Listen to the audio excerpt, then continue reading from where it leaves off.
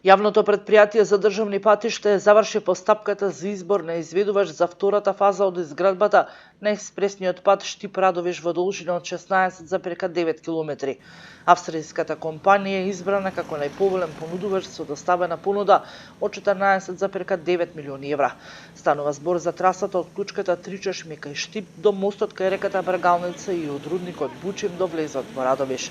Се очекува во најскоро време и воведување на изведувач во работата, со што ќе се почне и да тече рокот на изведбата. Рокот за изведба е предвиден да биде 24 месеци, велат од Јавното предпријатие за државни патишта. Во моментов процесот на реализација на првата фаза од експресниот пат Штип-Радовиш изнесува 70%. Крајниот рок за пуштање во употреба на првите километри од овој патен правец е крајот на април 2021 година. Но поради забрзаната изградба на проектот на терен се очекува првата фаза да биде привремено ставена во функција на крајот од годинава или на самиот почеток од 2021 година. Трасата, долга 23 км, од првата фаза на проектот се гради помеѓу селото Софилари и рудникот Бучим.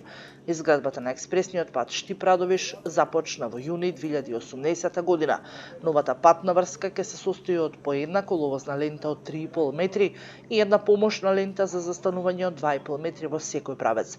Максималната брзина на движење на возилата ќе изнесува 110 км на час.